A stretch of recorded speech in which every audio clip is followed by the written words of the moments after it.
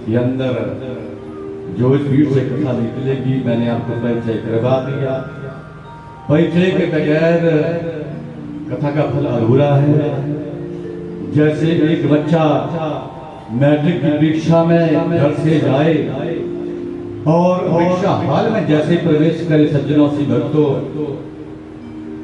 और जैसे ही अपने स्थान में बैठे वो पेपर उसके हाथ में क्वेश्चन पेपर आ जाए, जितना पूछा गया वो सारे के सारे का वो उत्तर सही ढंग से दे दे, हैंड राइटिंग में अच्छा लिखे, और जब रिजल्ट आता है तो महाराज बच्चा फेल हो जाता है। कारण क्या बना कि जो पूछा था वो भी सही सही लिखा, हैंड राइटिंग भी अच्छा था, एक भी क्वेश्चन नहीं छोड़ा, लेकिन अंत में बच्चा फेल हो गया। क्या कारण बना?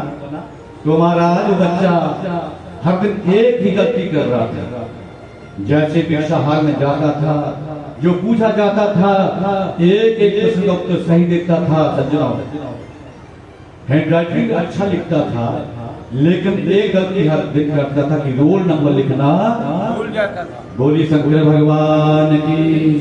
तो ये परिचय के बगैर जो है वो जान बिना ना होए प्रतीति, प्रीति बिना ना होए प्रीति।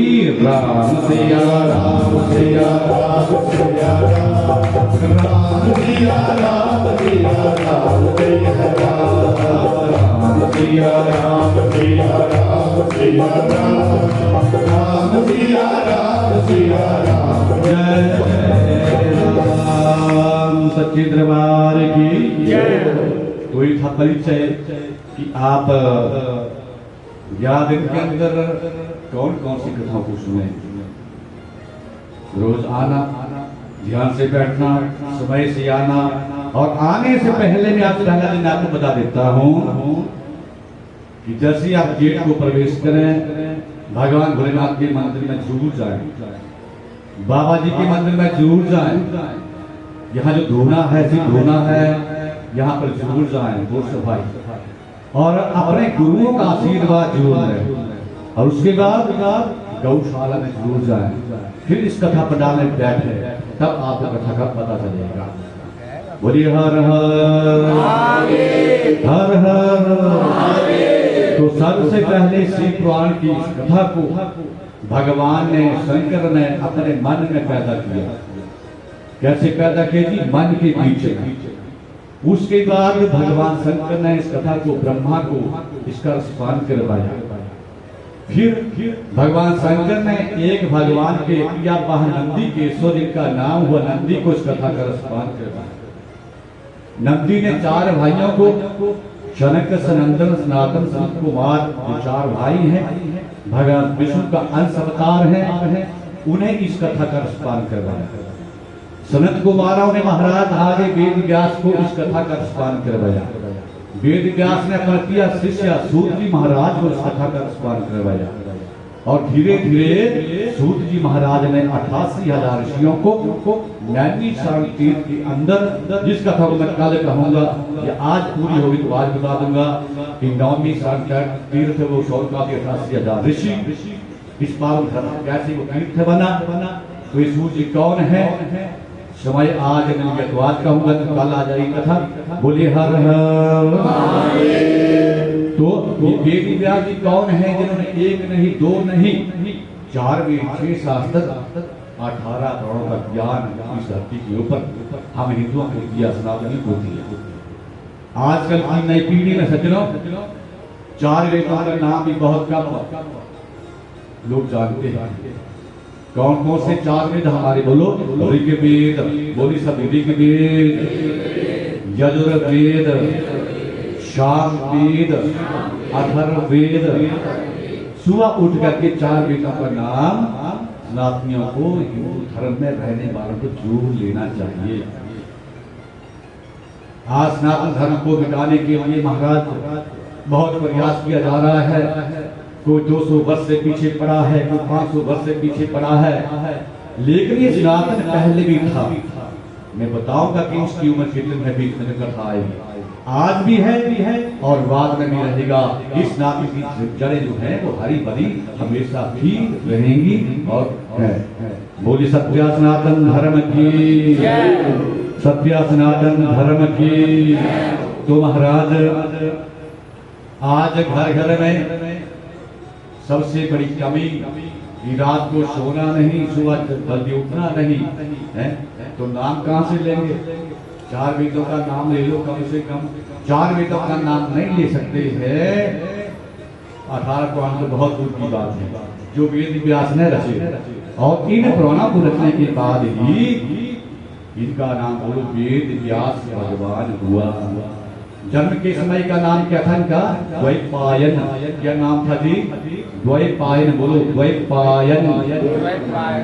द्वैपायन। द्वीप के बीच में, यमुना द्वीप के बीच में जन्म हुआ था। तो जन्म के समय का नाम द्वैपायन। बाद में 1 नहीं 2 नहीं 4 वेद 6 शास्त्र 18 पुराणों को रच करके दिया। तो नाम पड़ गया बोलिए वेद व्यास भगवान की। तो हमारे 18 जो पुराण हैं इनकी रचना बाद में हुई। पहले 4 वेदों का निर्माण किया, बहुत बड़े बड़े वेद। और आगे वैदिक इन वेदों का अध्ययन कौन करेगा? ब्राह्मण ही करेंगे। ब्राह्मण ही इन वेदों को घर में रखेंगे, ब्राह्मण ही पढ़ेंगे। जब ऐसा वेद व्यास ने फैसला ले लिया तो सभी साधु संत इकट्ठे होकर के ब्रह्मा के पास गए। ये ब्रह्मा जी, अगर वेद व्यास के दुआए हुए इन शास्त्रों का अगर ब्राह्मण ही अध्ययन करेगा, ब्राह्मण ही घर में रखेगा, तो बाकी जाति के जो लोग हैं, सनातनी है, हिंदू धर्म को मानने वाले हैं, उनका फिर कल्याण कैसे होगा? तो अब ब्रह्मा ने वेद व्यास से कहा कि देखिए आप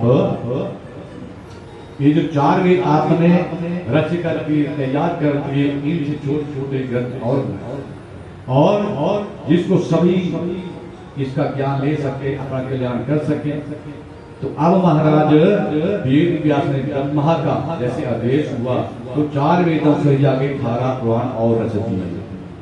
तो इनका नाम सुनेंगे आप और ध्यान से महाराज अगर कोई 2-4 नाम याद रह जाए तो सुबह उठ करके अपने इन 18 पुराणों का नाम जरूर दिया करो। तो महाराज सबसे पहला बोले ब्रह्म पुराण, सभी बोलेंगे, बोले ब्रह्म पुराण। दूसरे नंबर पद्म पुराण, तीसरे नंबर तो विष्णु पुराण। ये तो याद नहीं सकता है ना, ब्रह्म पुराण विष्णु पुराण याद रहेगा तो विष्णु पुराण बोलिए विष्णु पुराण। फिर आता है शिव महापुराण। 5वें नंबर पर आता है भागवत पुराण। सजो यहाँ शंका हो जाती है, कुछ लोग कहते हैं कि ये 5वें नंबर पर भागवत पुराण आया, जिसकी जगह जगह आज भी कथा होती है, घर घर में कथा हो रही है, तो सजो ये 2 पुराण नहीं है। आपने कथा को कई बार सुना होगा कि जैसे ही वेद व्यास भगवान ने 18 पुराण को रच दिया, निर्माण कर दिया, फिर भी उनके मन में शांति नहीं थी, उदास थे। तो उधर से नारायण का जाप करते हुए नारद मुनि जी आए और नारद मुनि जैसे वेद व्यास का उदास चेहरा देखा, आपसे वार्तालाप हुआ, तो नारद मुनि ने पूछा कि हे वेद व्यास जी, आपने 17 पुराण रच दिए, लेकिन आपके मन में अभी शांति नहीं है। तो वेद व्यास ने कहा कि हे नारद मुनि, जो मुझे करना था मैंने कर दिया, लेकिन मैं दुखी हूँ, सुख शांति नहीं मिल रही है। तब नारद मुनि ने कहा कि देखिए, जो आपको करना था वो आपने अभी तक नहीं किया।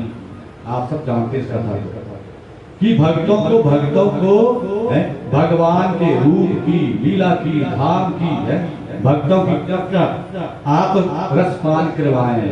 ऐसा आप एक ग्रंथ लिखें, ऐसा शास्त्र लिखें, ऐसा एक पुराण लिखें कि भक्त जो है वो भक्तों की कथाओं को सुने, तब जा करके आपको शांति मिलेगी।